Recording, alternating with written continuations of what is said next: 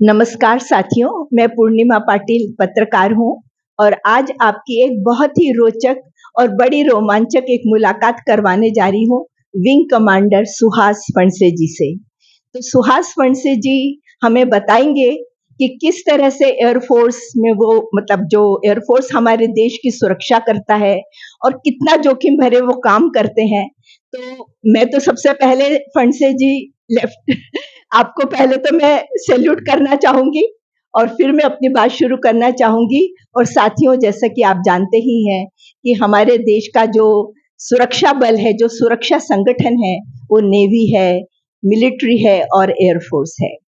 जब भी कोई देश में जब हवाई हमले होते हैं, ऐसे वक़्त पर एयरफोर्स हमें एक हवाई सुरक्षा प्रदान करता है और हमारे देश में जो हम सब अपने-अपने घर में जो चैन की नींद सो पाते हैं और आराम से अपने कामों को निपटाते रहते हैं, सिर्फ़ और सिर्फ़ इन सुरक्षा संगठन नेवी, मिलिट्री और एयर फ़ोर्स के द्वारा। तो इनका तो हम जितना भी आभार व्यक्त करें, शायद कम ही है। तो विंग कमांडर फणसे जी, आप अपनी बात शुरू करिए। आपको हम पहले तो बहुत-बहुत आपका अभिनंदन करते हैं कि आपने अपनी सेवा इस देश को दी और हम सबको सुरक्षित रखने में बहुत बड़ा सहयोग दिया। तो आप क्या बताएँगे कि आप एक चित्र पहले आपका दिखाइए, फ़ोटो दिखाइए कि जिसमें आप युवावस्था में जब आपने जॉइन किया था, तो आप कैसे थे, क्या थे? तो इस फ़ोटो के बारे में मैं फ़ोटो यहाँ पे रख रही हूँ और इस बारे में फणसे जी जो है वो हमको बताएँगे कि ये फ़ोटो कब की और क्या है? ये फोटो है हमारे पासिंग आउट परेड की अक्टूबर 65 की। 1965 के युद्ध के बाद हमारी पहली पासिंग आउट परेड थी और हमारे मुख्य अतिथि थे उस वक्त के air force chief air chief marshal Arjan Singh. उन्हीं के हाथों द्वारा मुझे पायलट ऑफिसर की रिंग भी पहनाई गई और अभी वो फोटो में दिख रहे कि वो मुझे नेविगेटर का ब्रेवी पहना रहे हैं मेरे यूनिफॉर्म के ऊपर। जी, जी, जी। और एक फ़ोटो आपकी जो युवावस्था की वो भी थोड़ा-सा प्लीज़ दिखाइए। देखिए, ये हैं हमारे विंग कमांडर सुहास फणसे जी। कितना मतलब सारे मेडल्स के साथ, पूरी यूनिफ़ॉर्म के साथ एक बहुत ही गर्व होता है ऐसे व्यक्तित्व पर जिन्होंने देश की सेवा में हम सबका यानी हम सबके लिए जो कार्य किया है। तो अब हम उनकी कहानी, उनकी ज़ुबानी सुनना शुरू करते हैं। तो फणसे जी, कृपया आप हमें बताएँ कि कैसे क्या आपकी शुरुआत करियर की हुई और क्या-क्या हुआ? धीरे-धीरे आप अपनी कहानी हमें बताते जाएँ। मेरी लश्कर की ट्रेनिंग जो थी वो शुरुआत हुई थी कॉलेज में एनसीसी द्वारा और 1959 में मैंने सी सर्टिफिकेट हासिल किया। 1990 में 1960 में जी, जी, कोई बात नहीं। 1960 में मैं एनडीए के लिए सिलेक्ट हुआ और जनवरी 1961 में मैंने NDA national defence academy join किया। वहाँ पर 3 साल का हमारा ट्रेनिंग हुआ, फिर 1.5 साल का एयरफोर्स का हुआ जी, और फिर आपने जो अभी अभी फोटो देखा जी। तो अक्टूबर 65 में मुझे पायलट फ्लाइंग नेविगेशन ब्रांच में मुझे कमीशन मिला। ये तो आप लोग जानते हैं कि 1965 एक बहुत ही अहम महत्व रखता है हमारे देश में जब युद्ध का समय था, पर उस समय फणसे जी क्या कर रहे थे वो बता रहे हैं। नहीं, 1965 एक्चुअली जब युद्ध हुआ था जी, जी। तो मैं कैडेट था। हैदराबाद में हमारा फाइनल ट्रेनिंग चल रहा था, लेकिन युद्ध के कारण वो हमारा पासिंग आउट परेड युद्ध पाकिस्तान और इंडिया का भारत जो के बीच बीच चल था रहा था। उस समय मेरे उसके ख्याल से लाल बहादुर शास्त्री प्राइम मिनिस्टर थे मेरे ख्याल से उस समय। हाँ, करेक्ट। जी, जी। लाल बहादुर जी, जी। शास्त्री तो प्राइम मिनिस्टर तो थे। हमारे विंग कमांडर जी क्या कर रहे थे हम उनसे पूछते हैं। तो मैं तो उस वक्त कैडेट था क्योंकि युद्ध के कारण हमारी पासिंग आउट परेड पोस्टपोन हो गई थी। जी। तो हम वेट कर रहे थे युद्ध खत्म होने की और एक्चुअली एयरफोर्स में ज्वाइन होने के लिए। तो उसमें सा टाइम लग गया और अक्टूबर 65 में आखिर करके हमें कमीशन मिला। जी, जी।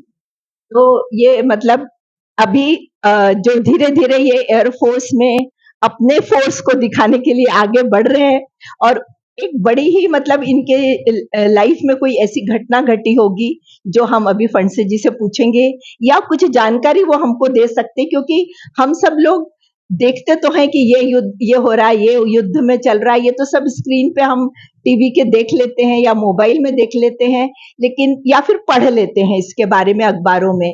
परंतु हम चूंकि आप विंग कमांडर है, आपने सब कुछ आंखों देखी जो आपकी बातें हैं, थोड़ा सा हमको जानकारी दीजिए कि कैसा होता है, क्या होता है, तो शायद हमको यानी सभी दर्शकों को बहुत अच्छा लगेगा यदि आप कुछ इसकी जानकारी हमको देंगे। तो कमीशन के बाद 2 साल के लिए मैंने नॉर्मल ट्रांसपोर्ट एयरक्राफ्ट में नेविगेटर का काम किया। उसके बाद में मेरा चयन हुआ था बॉम्बर एयरक्राफ्ट के लिए। तो उस वक्त जेट बॉम्बर कन्वर्सन यूनिट में 3 महीने का ट्रेनिंग होता है, वो लेकर मैं बॉम्बर और इंटरडिक्टर स्क्वाड्रन में ज्वाइन हो गया। बॉम्बर और इंटरडिक्टर में फ़र्क ये होता है कि एयरक्राफ्ट वही था, लेकिन बॉम्बर एयरक्राफ्ट जो होता है उसमें सिर्फ बॉम्ब होते हैं। अच्छा। तो कैनबरा बॉम्बर उस वक्त 8 बॉम्ब ले जा सकता था 1000 पाउंड के, और वो पायलट को टारगेट पे ले जाना और एक्चुअली बॉम्ब गिराने का काम नेविगेटर का होता था। इंटरडिक्टर एयरक्राफ्ट था जो 1000 फुट के नीचे, उसमें विंग्स पर रॉकेट्स लगे होते थे। अच्छा। और उनके बेली में जहाँ बॉम्ब की जगह पे वहाँ पे गन लगे होते थे, तो वो डाइव करके एनिमी जो टारगेट होते थे उस पर पायलट फायरिंग करते थे, इधर गन और ये, और लो लेवल पे फ्लाई करके वो पुल अप करते थे, उसमें ग्रेविटी फोर्स के अगेंस्ट पुल करते थे। तो वो काफ़ी डेंजरस काम पायलट के लिए और क्रू के लिए होता था। वैसे 2 प्रकार के एक ही स्क्वाड में हमारी 2 फ्लाइट्स थी। तो ये इस स्क्वाड्रन में कुछ साल बिताने के बाद में मेरा फिर से चयन हो गया था एक दूसरे कैनबरा के दूसरे एक रोल में, जिसका नाम था स्ट्रेटेजिक रिकॉग्निशंस, जो कि दुश्मन के एरिया का फोटोग्राफी करना। तो साधारणतः एक्चुअली वॉर के ज़माने में जब सब सतर्क रहते तब हवाई जहाज को फोटोग्राफ लेने वाले हवाई जहाज को अंदर जाना थोड़ा डेंजरस होता है। तो मोस्ट ऑफ द जो काम जो होता है वो युद्ध होने के पहले ही एंटिसिपेट करके वो फोटोग्राफ लिए जाते हैं। जैसे कि 65 वॉर होने के पहले या 71 वॉर होने के पहले, बाद में भी सरकार को पता होना था कि चाइना कितना एक्टिव है पाकिस्तान को सपोर्ट करने में। तो उस वक्त पुराना जो सिल्क रूट था, जो आजकल भी एक्टिव है, जहाँ से चाइना डायरेक्टली पाकिस्तान की तरफ जा सकता है, तो उसके फोटोग्राफ एयरफोर्स ने लिए थे। और उसके बाद उन्हें पता लगा कि ज़्यादा एक्टिविटी नहीं है, जितनी उनको कल्पना थी उतनी नहीं है। तो उस एयरक्राफ्ट में मैं 1970 के बिगिनिंग में गया था। अच्छा। और आप सबको पता है कि कुछ 2-3 महीने पहले ही, बाद में ही बांग्लादेश में स्वातंत्र की अनाउंसमेंट की थी मुजीबुर रहमान जी ने। जी, उस समय मेरे ख्याल से इंदिरा गांधी थी। Correct, Indira Gandhi prime minister थी। और बहुत सारे शरणार्थी भारत में आ रहे थे, जो कि हमारा इकोनॉमिक प्रोग्रेस रोक सकते थे, हमें बहुत खर्च करना पड़ता।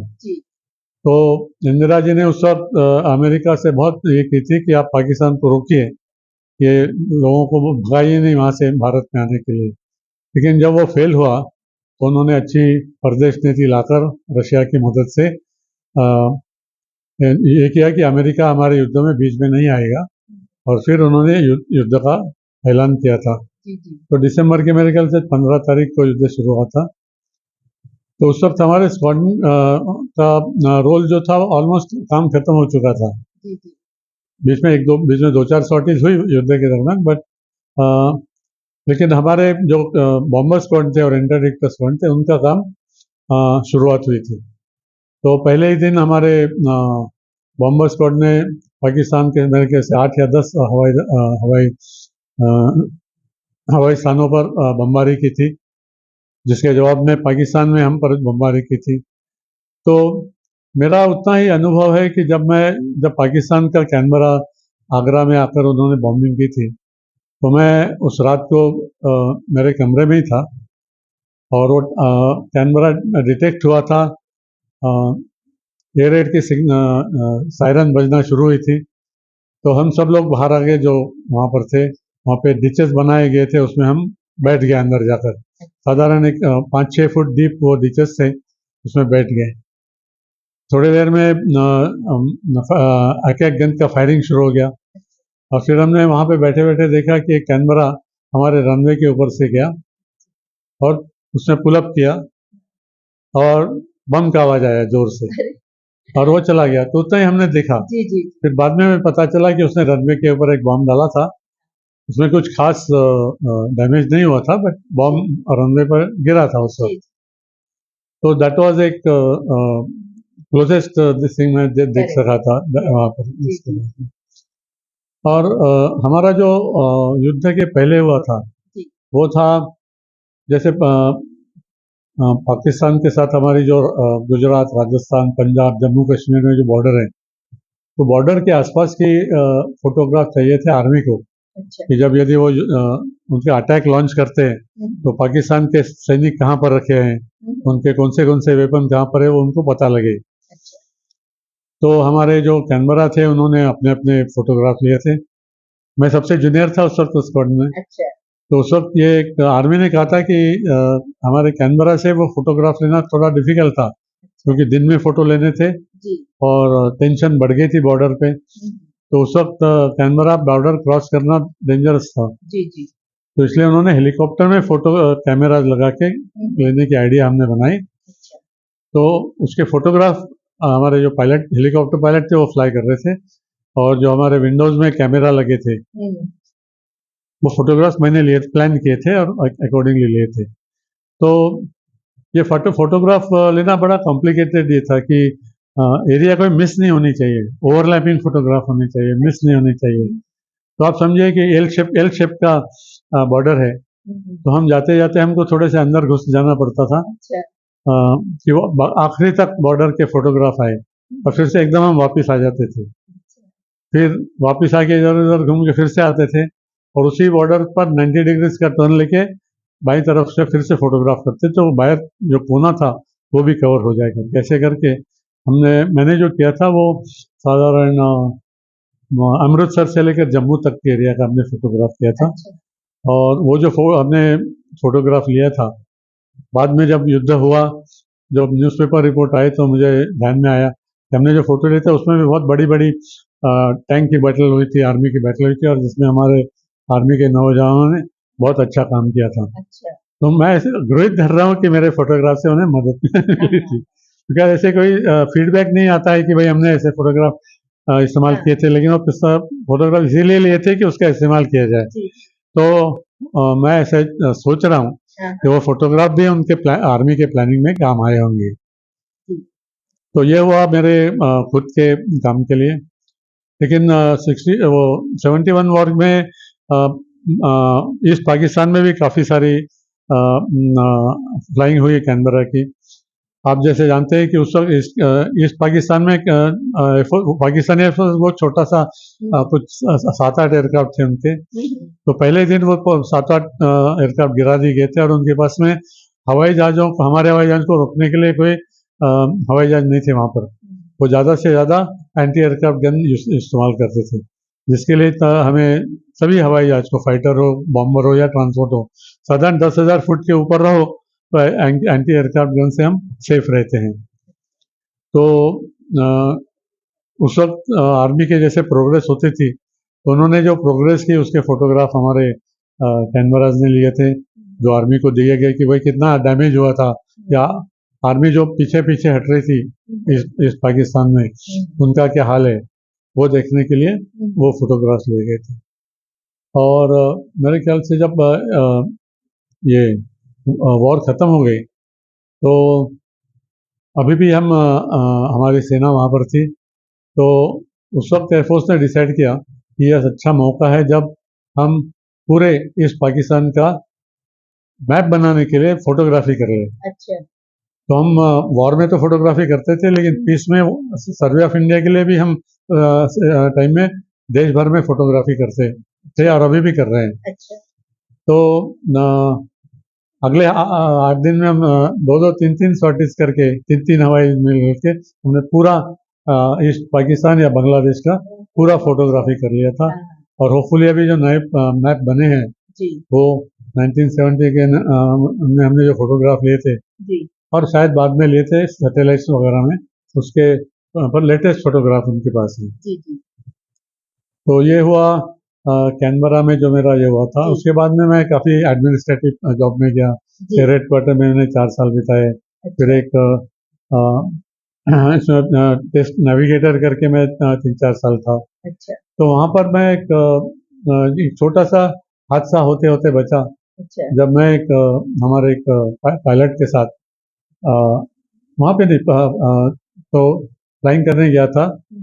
ये बात मैं पूना की बात बता रहा हूँ। अच्छा तो वहाँ पर हम जब वापस आए और पायलट ने अंडर कैरेज नीचे गिराया, तो जब नीचे आता है तो नॉर्मली उसके 3 व्हील्स होते हैं, तो 3 ग्रीन लाइट दिखते हैं कि हाँ नीचे आ गया है। अच्छा लेकिन हमको सिर्फ 2 पीछे वाले दो के लाइट आ गए, सामने वाले नोज व्हील का लाइट आया नहीं। तो बिना नोज व्हील के लैंड करना मतलब इज लाइक ऑलमोस्ट ऐसे क्रैश, जैसे पूरा क्रैश नहीं लेकिन क्रैश ही है वो। तो फिर हम एयर ट्रैफिक कंट्रोल से हमने कंफर्म किया कि सचमुच में वो एयरक्राफ्ट। तो फिर हमारे सीनियर पायलट्स ने वगैरह हमको एडवाइस दिया कि आप पहले अपना पूरा फ्यूल जितना बंद करते हो करो, ताकि क्रैश होने के बाद में एयरक्राफ्ट को आग ना लगे। अच्छा वो सब कुछ करके हमारा पायलट बहुत एक्सपीरियंस और रिस्पॉन्सिबल था। उसके बाद में वो टेस्ट पायलट भी बना था। तो उसने बड़े एक्सपर्टली उस हवाई जहाज को पिछले 2 व्हील पर लैंड किया। मैं उसके बगल में नीचे की तरफ नेविगेशन के हमारी क्रैश सीट होती है उस पर बैठा हुआ था, अपनी सीट बेल्ट वगैरह बांध के। और मेरे सामने ही हमारे एयरक्राफ्ट का सामने का भाग दिख रहा था, जहाँ पे पर्सपेक्स कांच का ग्लास था और उसमें से मुझे रनवे दिखाई दे रहा था। तो पायलट ने बड़े एक्सपर्टली दोनों व्हील पर एयरक्राफ्ट को नीचे उतारा और जितना हो सके उतना नोज व्हील को उसने ऊपर रखने की कोशिश की। अच्छा लेकिन जैसे हवाई जहाज की स्पीड कम होती गई तो उसको अच्छा ऊपर रखना मुश्किल हुआ और अल्टीमेटली उसने धीरे से नीचे रखा। अच्छा लेकिन वो नोज व्हील तो था नहीं, तो धीरे धीरे वो जो कांच का मैं नोज दिख रहा था हाँ हाँ वो जमीन पे लगा, वो क्रैश हो गया। मैंने देखा अरे उसको बाप क्रैश रे होते हुए। ओहो उसके बाद में तो मेटल का जो पोर्शन था वो टच हुआ हाँ और हम दीवार ये अ, उसमें स्पार्क्स निकलना शुरू हो गया। अच्छा और पिछले मेरे ख्याल से 15-20 सेकंड के लिए हम नोज जमीन पे ऐसे जा रहा था, स्पार्क निकल रहे थे ओहो और 2 पीछे के 9 व्हील पे आगे जा रहा था। पायलट ने बड़े फुर्ती से पूरे जोर से व्हील सामने रखा हुआ था और एक कुछ छोटे डिस्टेंस में, क्योंकि अब डिसेलरेशन बहुत ज़्यादा था, रेजिस्टेंस बहुत ज़्यादा था, तो हम रुक गए। फिर हमारा जैसे क्रैश का जो एक्सरसाइज ड्रिल होता है, तो मैंने आके अपना जो एंट्रेंस डोर था उसको एक दबा एक्सप्लोर कर दिया, तो बाहर गिर गया। फिर मैं और पायलट बाहर आ गया और हम भाग के दूर चले गए। अच्छा हम भागे इसलिए कि पता नहीं कि एयरक्राफ्ट को आग लग के कुछ एक्सप्लोजन तो नहीं हो। हाँ हम चले गए। हमारे पीछे से जो क्रैश लैंडिंग के बाद में जो इमरजेंसी सर्विसेज आती थी, जैसे फायर टेंडर है, क्रैश टेंडर है वगैरह, और वो सब पीछे आ ही रहे थे। वो भी थोड़ी देर के लिए रुके, तो उन्होंने आके तैयार से कि यदि आग लगी तो उसको कैसे काबू में लाना है। और फिर नॉर्मल वो एयरक्राफ्ट को ले गया टेस्टिंग वगैरह करने के लिए कि क्या हुआ, प्रॉब्लम वगैरह वगैरह हुआ। तो जब पायलट ये जब कर रहा था जी तो मुझे 20 साल पहले का हाँ मेरा मोटरसाइकिल का एक्सीडेंट किया था ये। हाँ, तो अभी जो बता रहे हैं वो इतना रोमांचकारी और इतने साहसिक प्रसंग उन्होंने हमको सुनाए, जो कि मतलब उनके मुंह से जब हम सुन रहे हैं, जिन्होंने खुद मतलब इसी फील्ड में रह के जो सब कुछ देखा और जो कुछ उन्होंने किया, तो ये बहुत ही विंग कमांडर फंडसे जी, हम सच में हमें बहुत आनंद आ रहा है और बहुत रोमांच भी हो रहा है सोचने की कैसे क्या ये सब जब घटा होगा, तब आप लोगों ने कैसे ये सब किया होगा। तो हमारे जो सुरक्षा बल है, देखिए किस तरह के काम करते हैं। हम तो बस बैठे-बैठे सुनते हैं, लेकिन इन्होंने तो क्या कुछ किया है, ये सच में बिल्कुल अभिनंदनीय है। तो फंडसे जी आप आगे क्या बताना चाह रहे थे?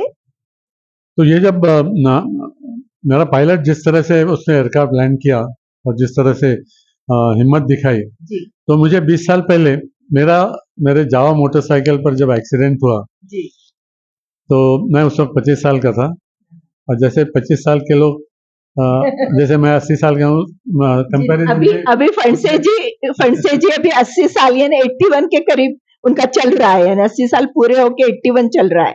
तो सोचिए कि उन्होंने वो अपने 25 साल वाली बात अपने को सुना रहे हैं युवा अवस्था की, और आज भी फणसे जी बिल्कुल वैसे ही स्मार्ट हैं, वैसे ही एक्टिव हैं, और पूरी दिनचर्या उनकी इतनी बढ़िया चलती रहती है कि जो भी देखेगा वो सोचेगा कि हमें यदि स्वस्थ रहना है और यदि हमें अच्छी जिंदगी जीना है तो हमें क्या करना चाहिए।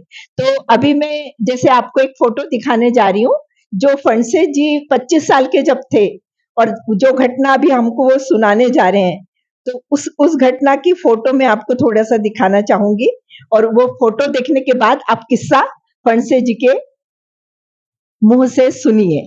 तो ये देखिए, ये है मेरी जावा मोटरसाइकिल, तो ये मेरा पहला मोटर व्हीकल है ये, जिसको मैंने 1965 में 66 में खरीदा था।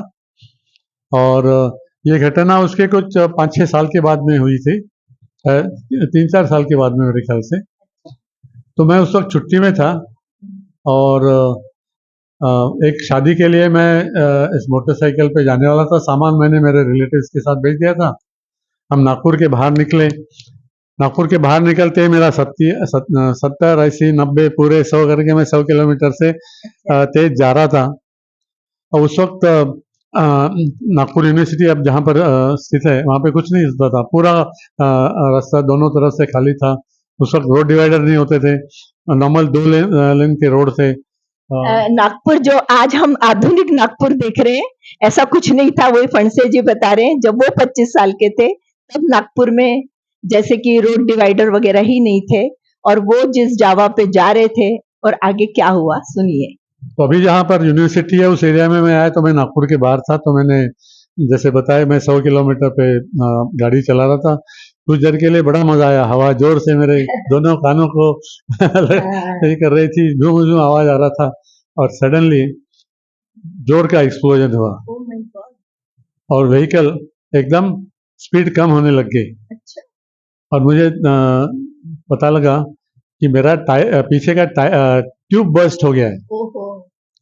ट्यूब बर्स्ट हुआ तो वो जैम हो गया, पीछे का व्हील जो था वो जैम हुआ, और स्पीड एकदम बहुत फटाफट कम होने लग गई। अच्छा, कम होने लगे। अच्छा।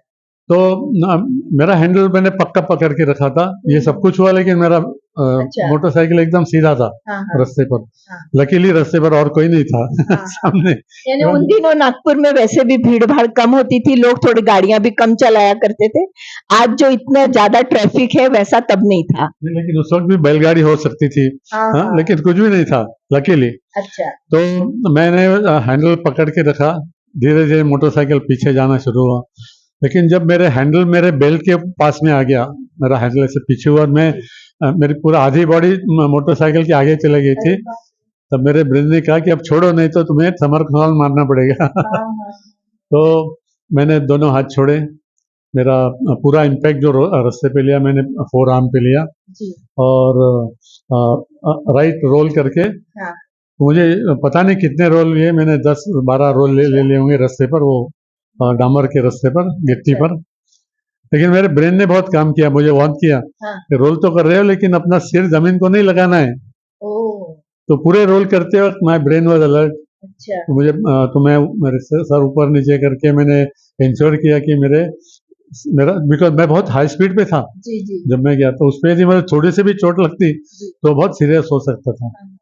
तो मेरे ख्याल से 10-12 रोल करके मैं रास्ते के बाहर जब रुका, तो पहले ही आया कि ऊपर देखा तो आसमान दिखा, तो अरे बच गए, जिंदा है अभी भी।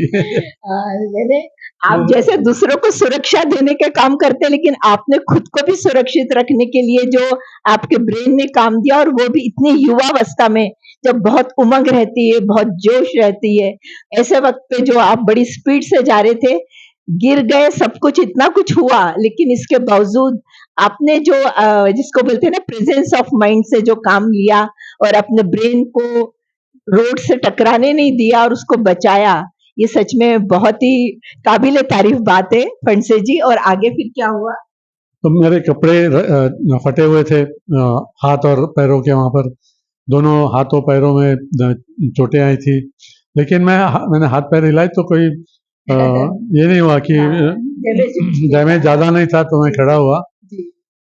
और फिर बाद में जो रेस्क्यू करना पड़ता है, वो मोटरसाइकिल वगैरह वगैरह वगैरह वो सब कुछ किया, लेकिन मैंने उस पर 25 की उम्र में एक बड़ी चीज सीखी थी कि मोटर आपको रोमांचक यात्रा आगे भी थी, लेकिन उस समय भी बड़ी रोमांचक घटना घटी। बहुत बड़ी सीख मुझे भगवान ने दी कि कोई भी वाहन चलाओ तो पहले उसकी पूरी मेडिकल करो कि उसके टायर्स कैसे हैं, उसका इंजन कैसे है, उसके ब्रेक कैसे हैं, एक्सेलरेटर कैसा है, रात में चला रहे तो लाइट कैसे है, रेन में चला रहे तो वाइजर कैसे है, ये सब कुछ देखो और संभल के चलाओ।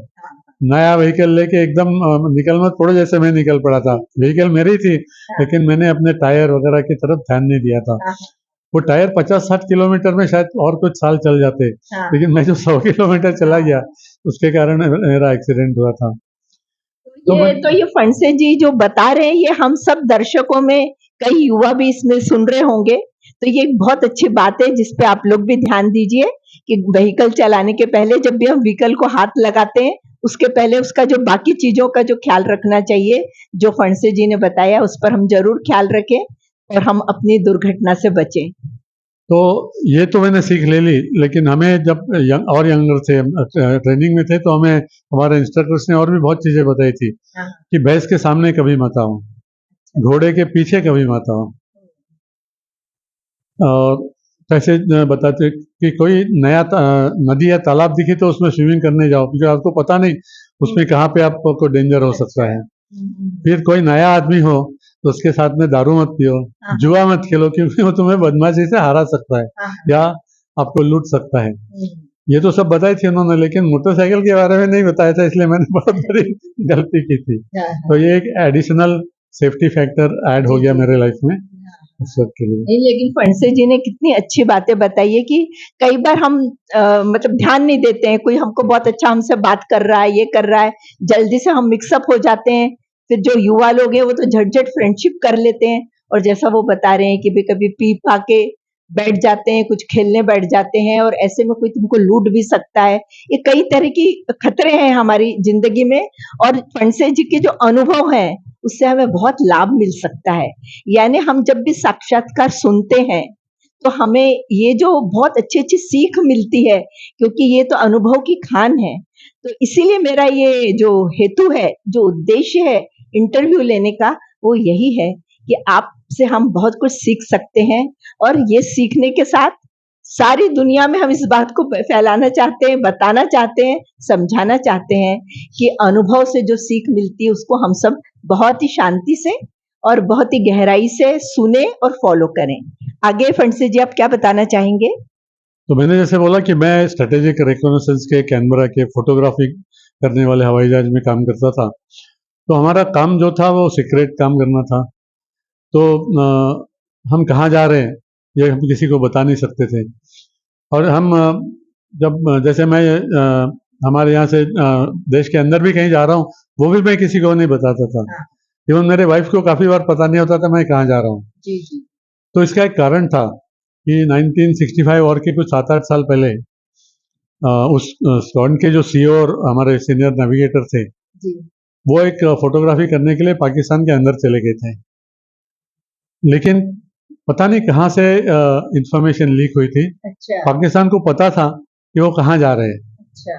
और उस वक्त क्या होता था, उस वक्त हम हाई लेवल पे 40,000 फुट पे फ्लाई करते थे। तो रडार तो पाकिस्तान के पास उतने रडार आए नहीं थे कि जो हमें पिकअप कर सके, इसलिए वो जाते थे, लेकिन उनको पता था एग्जैक्टली कौन से एयरफील्ड पे जा रहे हैं। तो ये जब वहां पे पहुंचे तो पाकिस्तान के हवाई जहाज वहां पे तैयार थे, और उन्होंने उसको शूट डाउन किया। अच्छा। तो हमारे पायलट और नेविगेटर दोनों, उन्होंने वो दोनों इस हवाई जहाज में दोनों के लिए इजेक्शन थी, उन्होंने इजेक्शन से ये किया, तो वो उन्हें अरेस्ट कर लिया पाकिस्तान लोगों ने, और कुछ समय के बाद में, मुझे याद नहीं एग्जैक्टली कितने समय थे, बाद में उनको रिहा कर लिया गया। तो यदि हमारे काम के बारे में इंफॉर्मेशन लीक होती है तो क्या हो सकता है, उसका ये उदाहरण है। देखिए कितना यानी जोखिम भरा काम करना पड़ता है, यानी जान के खतरा कितना है। आप देखिए दूसरे देश वाले कैसे सीक्रेट सर्विस के द्वारा सब कुछ पता कर लेते हैं, और क्या क्या यानी हम लोग कुछ पता ही नहीं चलता है कि वहाँ क्या चल रहा है, यानी एयरफोर्स वाले क्या कर रहे हैं, क्या चल रहा है। तो हमारे विंग कमांडर जी से हम जो कुछ सुन पा रहे हैं, तो सचमुच हमें लग रहा है कि भाई ये तो मतलब बहुत ही आप जोखिम के साथ आपने जो इतने साल आपने कितने वर्षों तक ये काम किया है, मतलब ये एयरफोर्स में? साधारण 28 साल में एयरफोर्स में था। जी जी जी 65 में गया, 93 में मैं रिटायर्ड हुआ। जी जी और उसमें पहले एक आधे से ज़्यादा समय तो मैं फ्लाइंग में था, अच्छा और उसके बाद में भी बीच बीच में फ्लाइंग करता था। जी और कुछ पीरियड था जिसमें मैं एडमिनिस्ट्रेटिव काम भी किया जी करता था। तो फंसे जी, आप अभी जो सुना रहे थे कि पाकिस्तान फिर रिहा कर दिया, तो उसके बाद आप कुछ और बताना चाह रहे थे? उसके बाद में बताना कि जी कैनबरा में जैसे मेरा बॉम्बर इंटरडिक्टर से मैं ये फोटोग्राफ लेने वाले हवाई जहाज में गया था। उसके बाद में मेरा सिलेक्शन हुआ था एक टारगेट टोइंग एयरक्राफ्ट के लिए। जी आर्मी और नेवी को उनके आर्टिलरी के लिए प्रैक्टिस के लिए टारगेट लगते हैं जिसके ऊपर वो फायर करेंगे और उनको पता लगेगा उनकी एक्यूरेसी क्या है। अच्छा जैसे हम राइफल से रेंज में फायरिंग करते हैं जी तो टारगेट होते हैं, फिर जाके देखते हैं कि वो बुल में लगा या कितने दूर लगा वगैरह। लेकिन आर्टिलरी जब फायर करती है तो ऐसे टारगेट नहीं होते हवाई। तो ब्रिटिश एक कंपनी ने एक रस्टन नाम का एक टारगेट सिस्टम डेवलप किया था, जी जो हमने खरीदने का डिसीजन लिया था। तो उसका जो ऑपरेशन था वो पूरा नेविगेटर करता था, पायलट हवाई जहाज फ्लाई करता था।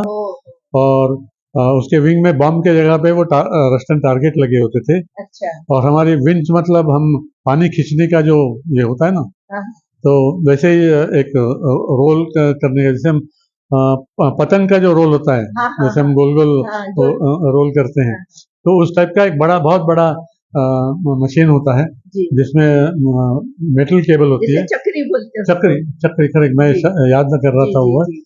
तो उसमें मेटल की केबल रोल की होती थी और उसके एंड में ये रस्टन टारगेट लगा होता था।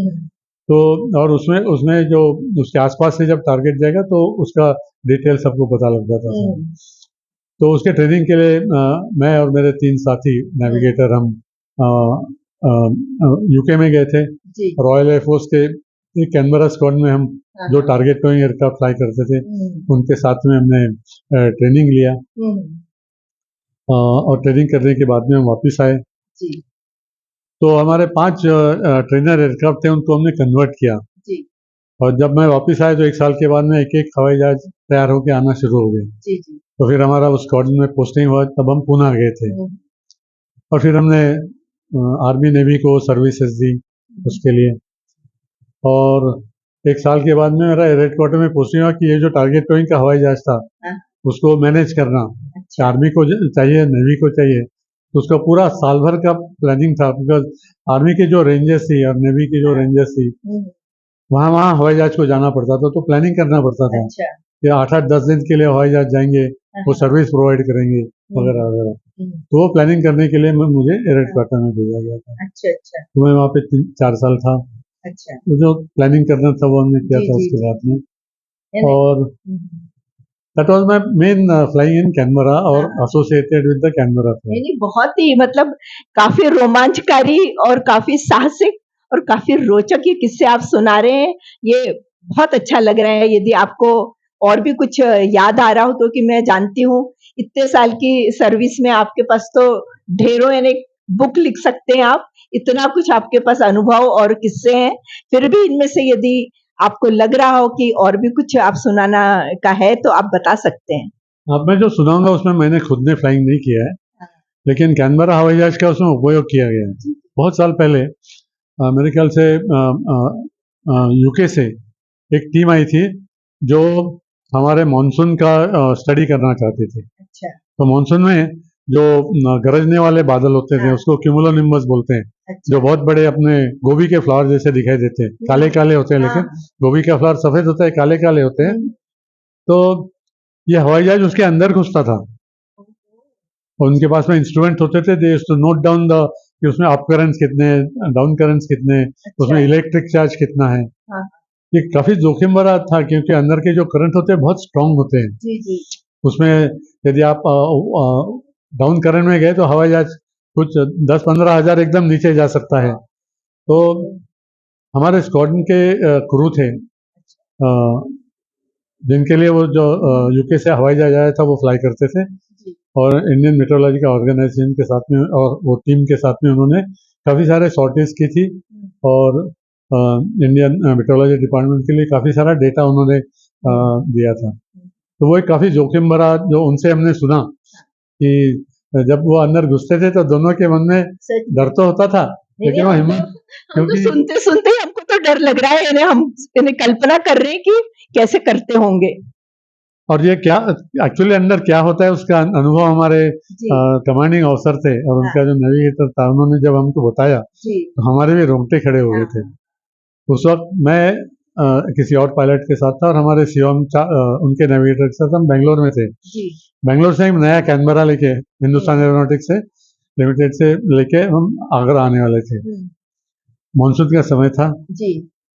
तो पहले दिन बहुत सारी वेदर खराब थी। हाँ। हैदराबाद के नॉर्थ में या बिदर नाम में हमारा बहुत सारा वेदर खराब थी। हाँ। लेकिन हम टेक ऑफ करके हम क्योंकि हम सिर्फ उस पर देखे हैं कि हम ऊपर से जा सकते हैं क्या। हाँ। तो हमारे सीओ सामने थे, वो चले गए। अच्छा। वो आगे चले गए। हाँ। उसके 10 मिनट बाद हम पीछे से आए अच्छा। मेरे पायलट के साथ। हमने जब देखी तो एक क्यूमुलोनिम्बस की माइलो लाम लाइन लगी हुई थी, कहीं से आसपास जाने की जगह नहीं दिख रही थी। अरे। और एक जगह पे हमने 40-42 हजार फुट के ऊपर दो क्लाउड के बीच में एक छोटा सा नीला ट्रायंगल देखा। अच्छा। तो मैंने पायलट को चले और उसमें से निकल जाते हैं। नीला नीला मतलब वो स्काई दिख रहा है दूसरी तरफ का, उसमें से चले जाते हैं। तो 43,000 फुट तक गए, आगे जाने लगे। जाने लगे तो जैसे पास में आए तो इतना अंडर करंट था, 4-5 हजार फुट नीचे चले गए। अच्छा, मतलब वो जब वो ब्लू वाले उसके आसपास ही आ रहे थे हम, तो हम नीचे चले गए। अच्छा अच्छा। तो मैं पायलट ने नीचे क्यों चले गए? अंडर करंट था ना। अच्छा। ये जो क्लाउड होता है उसमें up current and down current होते हैं। अच्छा। ऊपर नीचे हवाई जहाज ऐसे घूमते रहती है। तो हम नीचे चले गए तो हमने बोला ये डेंजरस है, तो पायलट ने वापस ले लिया। हम वापस आ गए बेंगलोर। अच्छा। फिर दूसरे दिन जब वेदर ठीक हुआ तो हम वापस आए। तो हमने बोला सर वेदर बहुत खराब था, आप तो चले आए लेकिन हम नहीं क्रॉस कर पाए। बोले अच्छा हुआ तुम बहुत सयाने थे कि क्रॉस नहीं किया। हमने हिम्मत की, वो क्रॉस उसी जगह हमने क्रॉस किया, लेकिन हम अंदर सख्त हो गए। अरे। कुछ 15-20 हजार फुट नीचे चले गए थे। अच्छा। पहले उनका एक इंजन फेल हो गया। 2 इंजन थे कैनबरा के। थोड़ी देर के बाद दूसरा भी फेल हो गया। अरे। और 10,000 फुट पे वो क्लाउड के नीचे आ गए। तब सब दिख रहा था, उसके बाद में क्लाउड के बाहर आ गए। लेकिन हमारे सीईओ बहुत एक्सपीरियंस थे, नेविगेटर भी एक्सपीरियंस था। उन्होंने इंजन जब बंद हो जाता है तो उसका एक ड्रिल होता है, तो किया पहले एक इंजन को स्टार्टअप किया, फिर दूसरे इंजन को स्टार्टअप किया। और बेंगलोर से आगरा ऑलमोस्ट नॉर्थ है, लेकिन उनको पश्चिम के तरफ ऑलमोस्ट पुणे की तरफ जाना पड़ा। बड़े मुश्किल से वो लाइन को क्रॉस किया और फिर भोपाल वगैरह करते हुए वो ऑफिस पहुंच गए। पूरा रास्ता बदल गया पूरा। बोले वो अनुभव ने जो किया वो किसी और ने नहीं करना चाहिए, इतना भयंकर अनुभव था। यानी आप लोगों ने अच्छा डिसीजन लिया और इधर आ गए। हमें लगा था हमको बहुत फायरिंग मिलेगी, लेकिन उन्होंने हमारी पीठ थिपथिपाई कि अच्छा डिसीजन लिया, वापिस चले गए। हमने गलती की कि इतनी बड़ी रिस्क ली थी। तो ये एक वेदर के साथ में जो एक अनुभव हमें मिला था। तो दूसरा जो हमारा अनुभव था वो प्योर। मेरे को ऐसा लग रहा है कि जो विंग कमांडर फंसे जी जो कुछ बता रहे हैं तो ऐसा लग रहा है एक फिल्म चल रही है और जिसमें सब हम रोमांचकारी एक-एक दृश्य देख रहे हैं। तो इस पर तो मैं तो बोलती हूँ फणसे जी एक फ़िल्म, एक छोटी शॉर्ट फ़िल्म तो बहुत बढ़िया और बहुत रोमांचकारी बनेगी और शायद बहुत लोग पसंद करेंगे देखना, क्योंकि ये तो एकदम ट्रू स्टोरी जिसको बोलते हैं, ये ट्रू घटनाओं पर जो बात हो रही है बहुत ही रोमांचकारी भी है, रोचक भी है और हमको कितनी जानकारी मिल रही है कि एयर फ़ोर्स में जो काम कर रहे हैं वो लोग क्या-क्या करते हैं। तो हाँ, आप क्या बता रहे थे? तो हमारे जो फोटोग्राफी स्क्वाड्रन था तो हम पीस टाइम में बहुत सारे फ्लाइंग करते थे जी। राजस्थान में वगैरह। हम मानसून में भी फ्लाइंग करते थे। नॉर्मली मानसून में इतने क्लाउड रेनी बैड वेदर होती है हुँ। कि बाकी स्क्वाड्रन का फ्लाइंग बहुत कम होता था, लेकिन हमारा फ्लाइंग कम नहीं होता था। जी, जी। फ्लाइंग चलते ही रहता था और हमारा मोटो था कि वेदर के कारण एज फार एज पॉसिबल हाँ। फ्लाइंग को कैंसिल नहीं करना है अच्छा। या डाइवर्ट नहीं करना है, हाँ। हो सके उतना। हाँ। तो नॉर्मली क्या होता है बैड वेदर में सिविल एयरक्राफ्ट हो या मिलिट्री एयरक्राफ्ट तो उसको यदि बैड वेदर में हवाई जहाज में लैंड करना है हुँ। तो ग्राउंड कंट्रोल्ड अप्रोच बोलते हैं GCA, अच्छा, जो अच्छा। रडार के साथ में किया जाता है। जी, जी। तो रडार जो होता है वो उसके ब्लिप दिखते हैं, वो आपको बताते रहता है कि आप रनवे से कितने दूर हो। जी। फिर वो रनवे के लाइन में आपको ले आता है। जी। फिर धीरे धीरे आप नीचे नीचे नीचे आते हो। हाँ, हाँ। वो आपको बताता है आप अब ये रनवे से इतने दूर हो, इतने दूर हो। हाँ, हाँ। और फिर साधारण एक 1.5 मील जब रनवे से रहता है हाँ, तो हाँ। क्लाउड के नीचे आता है और उसको रनवे दिखाई देता है अच्छा, अच्छा। और वो लैंड कर जाता है। Okay. That is bad weather होते हुए भी, अच्छा। क्योंकि हम क्लाउड जो होते हैं ना, जो थिक क्लाउड होते हैं तो आपको कुछ नहीं दिखाई देता है क्लाउड बिल्कुल, में हो तो, बिल्कुल। लेकिन जो छोटे छोटे क्लाउड होते हैं उसके बीच में जब जाते हो हाँ, तो आपको हाँ। नीचे का ग्राउंड दिखता है, सामने का नहीं दिखता लेकिन नीचे का नीचे दिखता का है। दिखता है। तो मानसून में काफी बार बड़े क्लाउड होते हैं और छोटे छोटे हाँ, क्लाउड इसलिए के कई कारण ऐसा बार हम लगता है। लोग जैसे फ्लाइट में जाते हैं तो वो घूमता करेक्ट, रहता वहीं-वहीं यानी बताया करेक्ट, जाता है वेदर ठीक नहीं होने से करेक्ट, करेक्ट। ज़्यादा समय लगेगा यानी तो हमारे स्क्वाड ने एक नया सिस्टम डेवलप किया, उसको बोलते थे नेविगेटर इंटरप्रेटेड अप्रोच। ओके। तो हम क्या करते थे, हम 2-3 जगह पे जहाँ पे हम हरदम जाते थे जी। उस रनवे के ऊपर एक लार्ज हुँ। मैप पे हमने रनवे ड्रॉ किया अच्छा। एग्जैक्टली, हाँ। और उसकी एक लाइन ड्रॉ की दोनों तरफ अच्छा। कि इस लाइन पे हमको आना है। हाँ, हाँ। और एक साधारण 7-8 मील के दूरी पर जी। एक अच्छा पॉइंट, रिकॉग्नाइजेबल पॉइंट पे हम हाँ। पहुंच जाते थे। हाँ। और क्लाउड में भी नेविगेटर सामने से देखता, नीचे देखता था अच्छा। और बोलता था कि हाँ लाइन के बाईं तरफ हो, थोड़ा सा दाहिने हो जाओ, अच्छा। या दाहिनी तरफ हो, थोड़ा सा लेफ्ट को हो जाओ। अच्छा। और फिर आप रनवे से इतने किलोमीटर दूर, क्योंकि हमने मैप पे मार्किंग किया हुआ था हाँ, हाँ। कि आप रनवे से 8 मील दूर हो, हाँ, हाँ। आपकी हाइट इतनी होनी चाहिए। हाँ, फिर आप अभी डिसेंट शुरू कीजिए और अच्छा। धीरे धीरे हम हर आधे मील के ऊपर उसको अच्छा। डिस्टेंस और हाइट बताते थे। हुँ, हुँ, हुँ। और जैसे वो क्लाइंट के नीचे आता था वो बोलता था हाँ मुझे रनवे सामने दिखाई दे रहा है, अच्छा। तो फिर हम बंद कर देते, वो अपना विजुअल लैंडिंग करता था, ऐसे ले जाता था। तो ये हमारा नेविगेटर इंटरप्रेटेड अप्रोच बहुत पॉपुलर हुआ था, हाँ, हाँ। बड़ा फेमस हुआ था, अच्छा। क्योंकि जहाँ पे हमारे बाकी सब स्क्वाड के लोग डाइवर्ट हो जाते थे जी, जी, जी। हम उस अच्छा, एयरफील्ड अच्छा। पर लैंड कर जाते थे। Okay, okay. तो ये हमारी बहुत बड़ी उपलब्धि थी हाँ, हाँ, हाँ। हमारे कैनबरा नेविगेटर्स की। जी, जी, और जी। उसके लिए हमारे उस वक्त के जो नाइव लीडर थे या फ्लाइट कमांडर थे उनको बहुत प्रशंसा दी कि उन्होंने ये सोचा जी, जी। और हमसे प्रैक्टिस करवा ली, हाँ, और हाँ। एक्चुअल इमरजेंसी में बैड वेदर में हम उसको सक्सेसफुली इम्प्लीमेंट कर नहीं, सके। नहीं, हम भी बहुत अभिनंदन करते हैं इस बात के लिए आपका, आप मैंने पूरी टीम का कि जिन्होंने एक ऐसी नई चीज़ नेविगेशन के लिए निकाली और जिससे कि मतलब कई तरह की जो मुश्किलें, दुविधाएँ आ रही थी, तो उस पर आप एक तरह से विजय प्राप्त कर सके कि कई कठिनाइयों का आप सामना कर पाए। फिर और मैं एक कैनबरा के रादर में जहाँ पे आगरा में था, तो ये बैड वेदर के कारण जो हम हवाई जहाज डाइवर्ट हो जाते हैं, तो एक बार हम आगरा में काफ़ी सारे हवाई जहाज फ्लाई कर रहे थे, कुछ ट्रांसपोर्ट हवाई जहाज थे, कुछ सिविल एयरक्राफ्ट आ रहे थे, हम भी फ्लाई कर रहे थे। तो सडनली डस्ट स्टॉर्म का पीरियड था, मई का महीना था, तो उस एरिया में बहुत सारे लू होती है, डस्ट स्टॉर्म होते हैं। तो डस्ट स्टॉर्म हवाई अड्डे की तरफ आ रहा था, तो और विजिबिलिटी कम होना शुरू हुआ था। तो हमारे ट्रैफिक कंट्रोल ने इमरजेंसी डिक्लेयर कर दी कि सब लोग डाइवर्ट कर जाओ, और जब ये चला जाएगा तभी वापस आ जाना। अच्छा। तो कम से कम 5-6 हवाई जहाज थे, उन्होंने दिल्ली चले गए जी, जी। लैंड करने के लिए। अच्छा, अच्छा। मैं मेरे पायलट के साथ था, तो बोले क्या करें, हाँ। मैंने कहा रुको जरा हवाई एयरफील्ड के ऊपर देखते हैं क्या हो रहा है। जी तो हम एयरफील्ड के थोड़े दूर से देख रहे थे। हाँ तो हम कुछ 20-25 हजार फुट ऊपर से। जी तो मुझे वो दस्टम का वो गोल गोल जो दो मिट्टी जाती है ना से, जी जी तो जी ऊपर जाने वाला वो दिख रहा था। हाँ वो एक नहीं था, कम से कम 40-50 से पूरे एरिया में से फैले हुए थे ओहो डस्टॉर्म्स। अच्छा और एक जो था वो हवाई जहाज की तरफ आ रहा था, हाँ हाँ और वी कुड सी दैट वो धीरे धीरे हवाई अड्डा की तरफ मूव कर रहा था।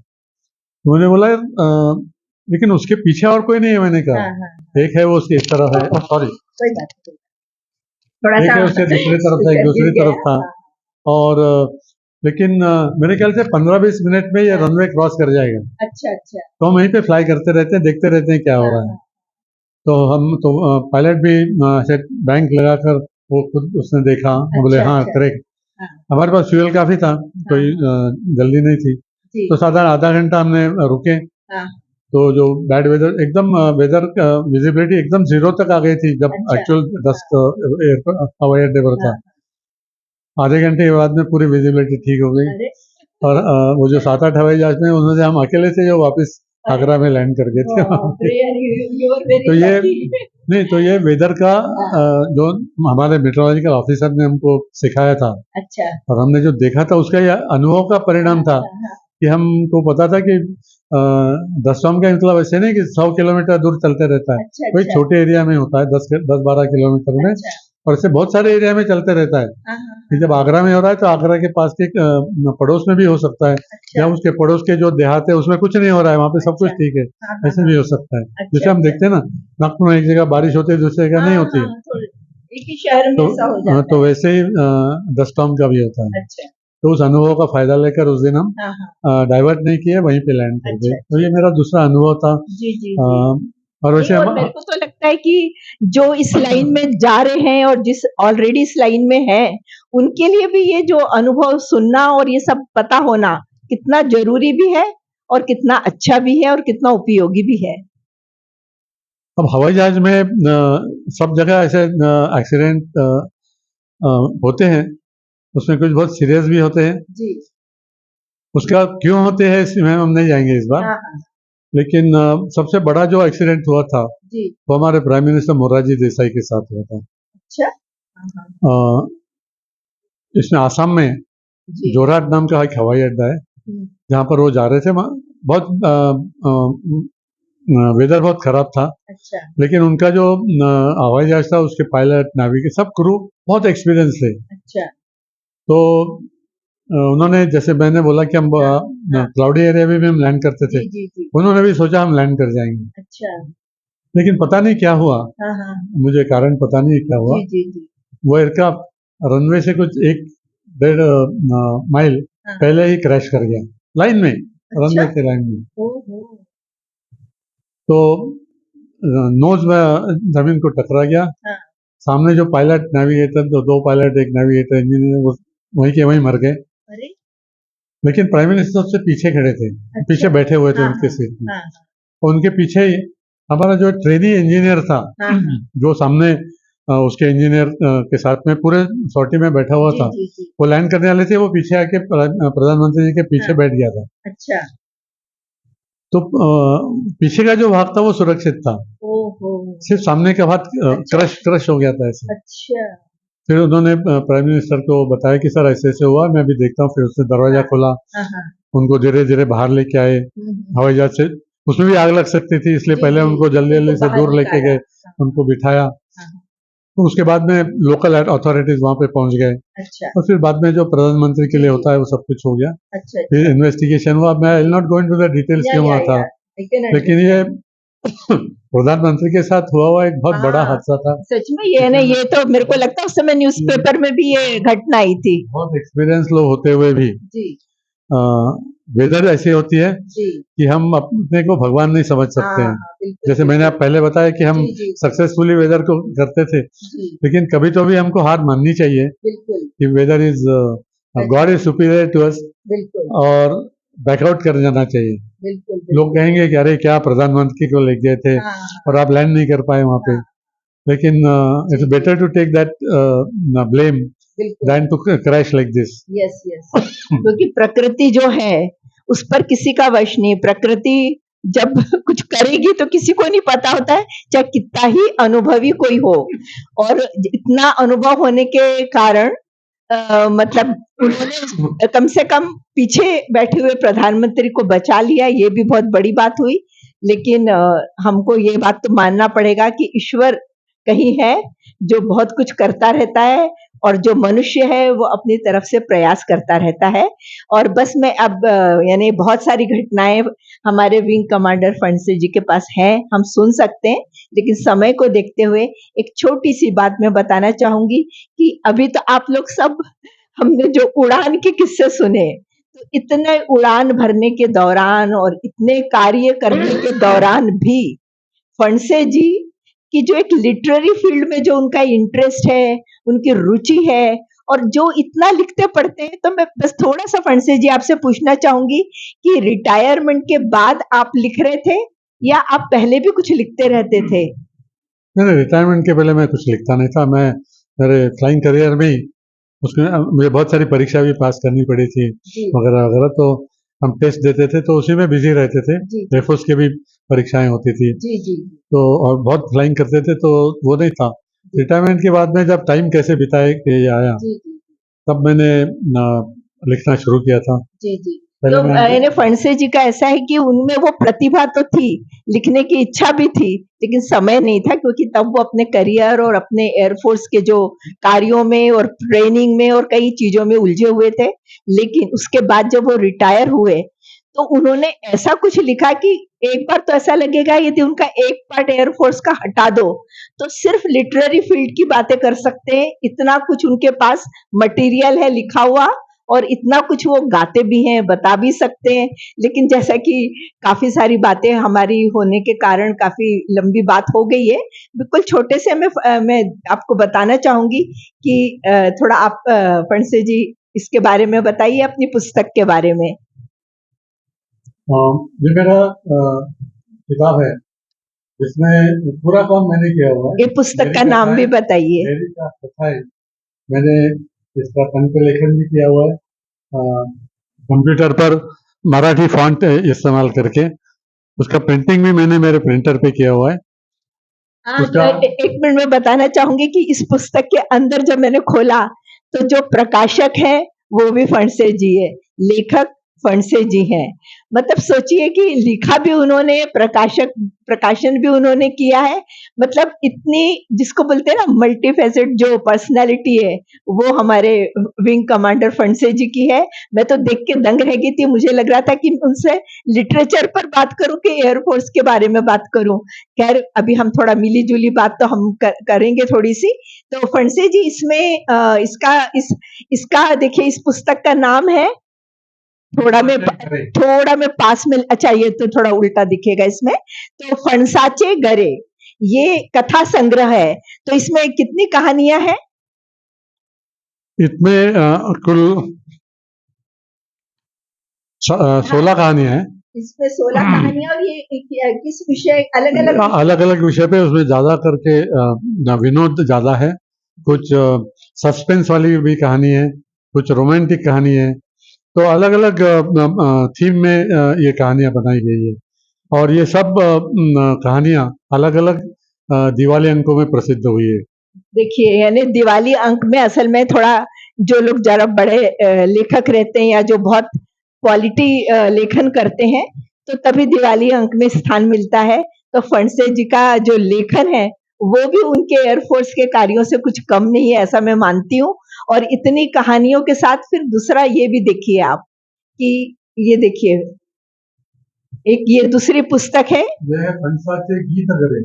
इसमें यह है मेरा गीत संग्रह जो मराठी में है, और ये गीत संग्रह भी मैंने पूरा पब्लिकेशन, लिखना, पब्लिकेशन वगैरह सब कुछ मैंने ही किया हुआ है। और इसमें 100 कविताएं, 100 गीत हैं, और उसमें वो भाव गीत है, बाल गीत है, विरह गीत है, प्रेम गीत है, भजन है, गोंदले, जोगवा है, निसर्ग है, और राष्ट्रगीत भी है।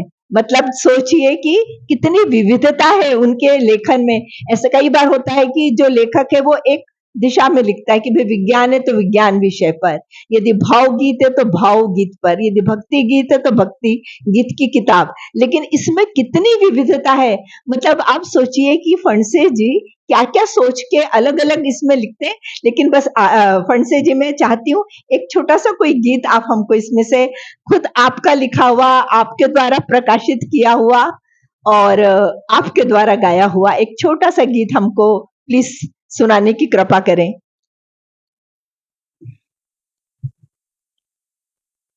मैं जो गीत लिखता हूँ वो मुझे सूझता है जब मैं कोई गाना सुन रहा हूँ, तो उस गाने की जो ट्यून होती है उसी ट्यून पे मेरे गीत बन जाते हैं।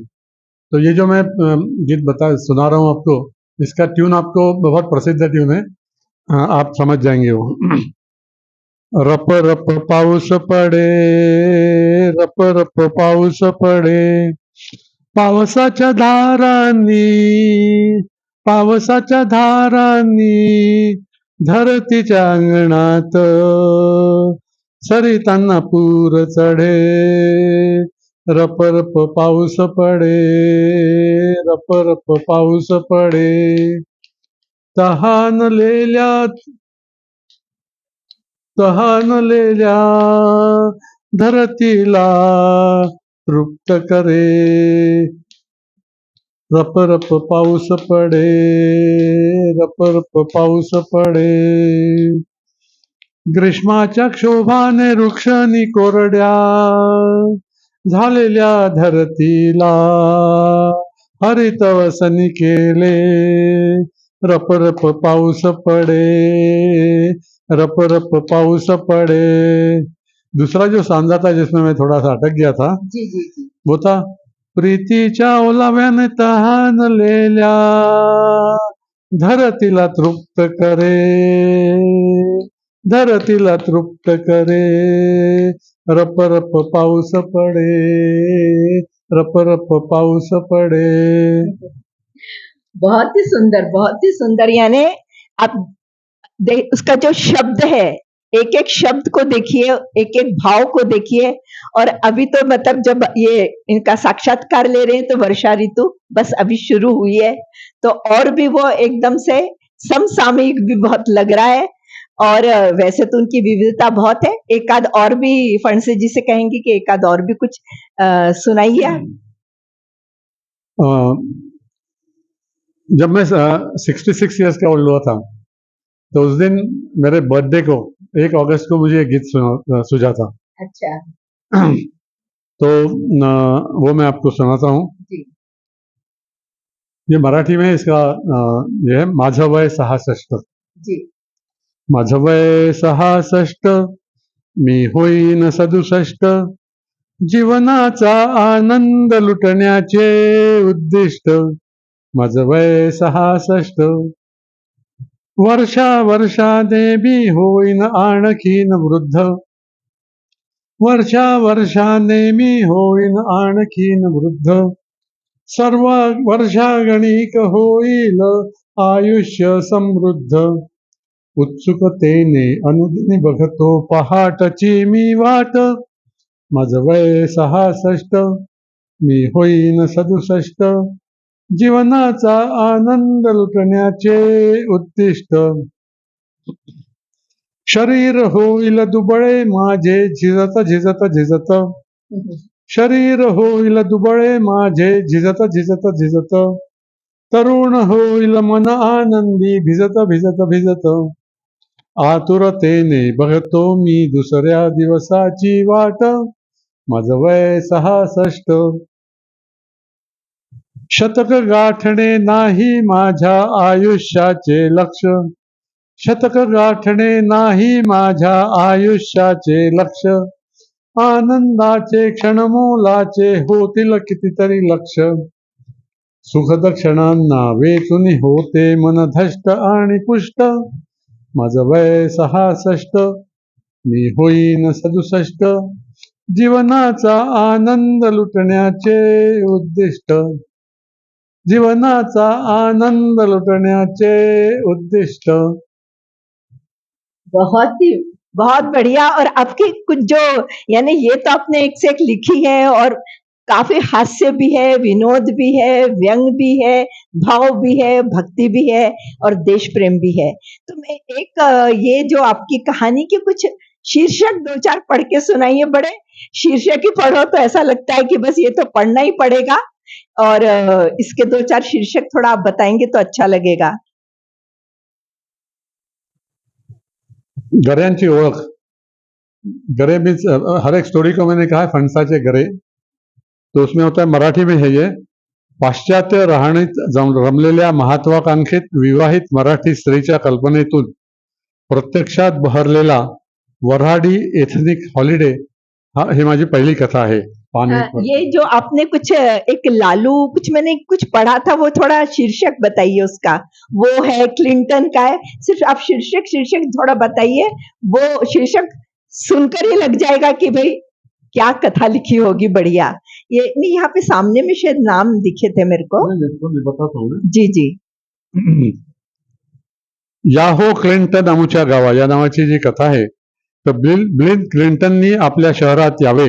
आप हिंदी में उसको बता दीजिए, क्योंकि ओके. हमारे जो देखने वाले हैं वो हिंदी या इंग्लिश को ज्यादा अच्छा समझेंगे, तो आप ये साधारण सन 2000 के आसपास की समय था जब मैंने लिखी थी. उस वक्त बिल क्लिंटन इंडिया में आने वाले थे, अमेरिका के प्रेसिडेंट. तो बिल क्लिंटन ने अपने शहर में आना चाहिए, इसलिए बहुत सारे शहरों ने बहुत सारे प्रयत्न किए थे. उसका जो विनोदी रिपोर्ट है वो इस कथा में है, जिसका नाम है याहो क्लिंटन अमुचा गावा. How every city tried its best to get the visit of Clinton to their particular town. और वो और भी कुछ 1-2 ऐसे नाम पढ़िए आप, शीर्षक थोड़ा पढ़ के सुनाइए। मेरे को तो लगता है शीर्षक सुनते से लगेगा कि बस अब इसको तो पढ़ना ही पड़ेगा। एक तरफी प्रेम की बहुत सारी कहानियां सुनते हैं, तो एक तरफी प्रेम को कैसे शिताफी से और सौजन्य से, एक अक्कल होशियारी से एक बहादुर तरुणी अपने को बचाती है, उसका उदाहरण है सन्माननी माघारणी. अच्छा। कि हाउ शी फोर्सेस दैट एक तरफी जो लव करने वाला था उसको पीछे हटने के लिए मजबूर करती है. अच्छा. फिर खुराड्यातील कबुतरे is another is on what we leave it on Mumbai and the new technology which was coming at that time in year 2000 around that. तो मेरी कल्पना थी कि उस वक्त की जो हस्बैंड वाइफ की जो स्टोरी है, उसमें जो वाइफ है कि उसको नए टेक्नोलॉजी के बारे में काफ़ी सारा पता था, तो मेरी उसकी कल्पना थी कि मुंबई में इतने छोटे से घर होते हैं, उसमें भी एक किचन होता है. तो उन्होंने कहा कि यदि वो किचन भी निकाल दो तो उनको और एक लिविंग रूम मिल जाएगी, स्टडी रूम मिल जाएगी. तो उन्होंने कहा कि कैसे हम आजकल फूड की ऑर्डर प्लेस करते हैं और घर को डिलीवरी हो सकती है. तो जब लोग अपने घर आएंगे तो उन्होंने आपको बताना चाहिए कि मैं आ रहा हूँ, तो हम ऑर्डर करेंगे तो फूड घर में आएगा, चाय घर में आएगी. अपने को किचन की कोई आवश्यकता नहीं रहेगी. तो उसके बेसिस के ऊपर, और वो महिला जो थी वो कैसे अपने रिश्तेदारों को अगर आप बताती है, उसके बारे में स्टोरी है. और ये कुछ मेरे को 1-2 नाम यहाँ पे और भी बहुत अच्छे वाले दिखे थे। मैं बाद में तो इसको पढ़ने वाली हूँ, लेकिन मैंने जो देखे थे बड़े इंटरेस्टिंग, यानी एक जो उनका दूसरा पक्ष है व्यक्तित्व का, जिसमें कि वो बहुत ही विनोदी, हास्य, व्यंग, ये सब चीजें इतनी बढ़िया तरीके से, यानी सिर्फ गीत ही नहीं लिखे हैं, कविताएं और काव्य संग्रह भी लिखा है। तो क्या फणसे जी आगे भी कुछ लिखने का आपका इरादा है? अब वो आइडिया आगे तो लिखूंगा भी. जी जी जी. तो अभी यानी आपके कुछ निकट भविष्य में कोई और? इमीडिएटली तो अभी कोई प्लान नहीं. जी जी जी. तो मैं बहुत बहुत फणसे जी को बहुत बहुत धन्यवाद देना चाहती हूँ कि उन्होंने अपना इतना लंबा समय हमारे को दिया और हमको बहुत अच्छी अच्छी बातें बताई. आखिर में आप कोई संदेश देना चाहेंगे? संदेश मैं दूंगा जो मिलिट्री ज्वाइन करना चाहते हैं उनके लिए. जी जी बोलिए. जो 10वीं 12वीं में पढ़ रहे हैं उनके लिए. साधारणतः मिलिट्री के बारे में बहुत सारे पेरेंट्स को भी पता, हमारे पेरेंट्स को भी नहीं पता था और बहुत पेरेंट्स को पता भी नहीं होता है. तो जनरली वो क्या करते हैं कि कोचिंग क्लासेस आजकल बहुत पॉपुलर हो गए, अलग अलग प्रकार के हैं. तो एक कोचिंग क्लासेस में डाल दिया, पैसे दे दिया और वो हो जाता है. तो कोचिंग क्लास भी जो चलाते हैं वो सिंसियर होते हैं, सब कुछ सिखाते हैं. लेकिन उसमें जो प्रायोरिटी होती है कि मिलिट्री में जाना है, इसलिए आपको घुड़सवारी सीखने की ज़रूरत है क्या, आपको स्विमिंग सीखने की ज़रूरत है क्या, आपको फायरिंग सीखने की ज़रूरत है क्या, इस पर विचार करना चाहिए। क्योंकि नेशनल डिफेंस एकेडमी सब कुछ सिखाते हैं। आप 17 साल की उम्र में जाते हैं तो कोई एक्सपेक्ट नहीं करता है कि आप घुड़सवारी जानते हैं, स्विमिंग जानते हैं या फायरिंग जानते हैं, या अलग अलग प्रकार की चीज़ें होती हैं। वहाँ पे बहुत सारी चीज़ें सिखाई जाती है। वहाँ पे वो चाहते हैं कि आप में वो काबिलियत है क्या कि मिलिट्री में आप रह सके, आपकी फिजिकल स्ट्रेंथ अच्छी है, आपकी मेंटल स्ट्रेंथ अच्छी होनी चाहिए, और आपकी एकेडमिक्स में आप रिजनेबली होशियार होने चाहिए। मेरिट वाले की जरूरत नहीं है उसमें। अच्छा, मेरिट वाले ना हो तो बहुत अच्छा है। यानी जो फिजिकली मेंटली स्वस्थ है। हाँ जी। जो मेरिट में जो आते हैं बच्चे, वो मिलिट्री में ना आए तो बहुत अच्छा ही है। अच्छा। क्योंकि वो बहुत होशियार होते हैं। हाँ, और वो कहेंगे कि अपने जोखिम क्यों डाले, हाँ। जोखिम में क्यों डाले अपनी लाइफ को, हाँ, मिलिट्री में जाके। तो हम ऑर्डिनरी जो लोग होते हैं, जो रिजनेबली इंटेलिजेंस होते हैं, वो जा सकते हैं। जी, जी। उसके लिए सबसे महत्व की बात होती है कि उसकी लिखित परीक्षा जो होती है वो पास होना बहुत जरूरी होता है। अच्छा। उस पर लोग ध्यान नहीं देते हैं। वो एकदम से एनडीए के इंटरव्यू के लिए प्रिपेयर करना शुरू कर दे, वो भी करना जरूरी होता है, लेकिन पहला जो हर्डल होता है वो होता है लिखित परीक्षा। लिखित परीक्षा बहुत सिंपल होती है, लेकिन उसका सिलेबस आपको पता होना चाहिए क्या है। तो सिविल सिलेबस इतना सिंपल होता है कि 9, 10, 11, 12 ये क्लासेस के जो परीक्षाएं होती है, उसके सब विषय, साइंस, आर्ट, लैंग्वेजेस, इसकी किताबें फिर से लो और फिर से पढ़ो परीक्षा के पहले, और आपको उसी में से क्वेश्चन आते हैं। अच्छा। इसके लिए यदि क्लासेस है तो क्लासेस अटेंड करो, लेकिन उस पर ध्यान दो। वो 4 साल के जो किताबें हैं वो आपने शायद फेंक दी होगी, 12वीं हो गई। हाँ। अब किताबों का क्या करना, तो फिर से उसको कलेक्ट करो, इस परीक्षा के पहले उसकी ठीक तरह से पढ़ाई करो, और आपको लगेगा कि ये परीक्षा बहुत सिंपल होती है। You can score very high marks अच्छा। if you concentrate on these 4 books, on these books of all the subjects, जो 9वीं से लेकर 12वीं तक होते हैं। 9वीं तक जो होता है वो 1 से 8 तक का जो होता है उससे रिवीजन हो जाती है उसके बाद में, तो उसके ऊपर ध्यान दो। परीक्षा में आपको लाखों लोग बैठते हैं एनडीए के परीक्षा के लिए। अच्छा। उसमें से सिर्फ 3000 लोगों को इंटरव्यू के कॉल आते हैं। तो आप देखिए परसेंटेज कितना कम होता है। चार्टर्ड अकाउंटेंट का भी ऐसे ही होता है, इतने लोग बैठते हैं और हार्डली एनीवन पासेस। बिल्कुल, बिल्कुल। आईएएस का भी वही होता है। ये सब कॉम्पिटिटिव एग्जाम्स है जिसमें कि इस तरह की जो रिटर्न परीक्षा को महत्व देना बहुत इम्पोर्टेंट है। अच्छा। लोग ज्यादा देते हैं इंटरव्यू के लिए, इंटरव्यू तो बाद में होने वाला है। हाँ। जब आप परीक्षा पास होंगे पहले 3000 में, तब आपको इंटरव्यू में बोला जाएगा। फिर वो 3000 में से आप पहले 300 लोगों में आते हैं, वो दूसरी बात है। जी, जी, जी। उसके लिए भी ट्रेनिंग मिलता है। हाँ, और वो करना भी चाहिए। हाँ। लेकिन रिटर्न परीक्षा को बहुत महत्व दे दो। अच्छा, अच्छा। तो आपके जाने के चांसेस 90% हो जाएंगे। जी, जी, जी।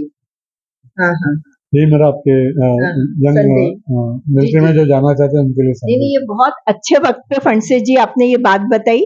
कारण ये है कि अभी-अभी गर्मी की छुट्टियां खत्म हो रही है, 12th वगैरह बच्चों ने पास किया है या कुछ कोई कॉलेज में पास किया है, और सभी के सामने एक बड़ी, यानी पेरेंट्स के सामने भी और युवा लोगों के सामने भी एक समस्या है बच्चों के सामने कि हम क्या करियर चुने, कैसे जाएं। कुछ लोग तो बहुत होशियार हैं, तो उनको तो कहीं ना कहीं एडमिशन बड़ी आसानी से मिलता है, लेकिन कई ऐसे स्टूडेंट्स रहते हैं जो साधारण यदि नंबर ला रहे हैं, लेकिन उन्हें कोई परेशान होने की जरूरत नहीं है।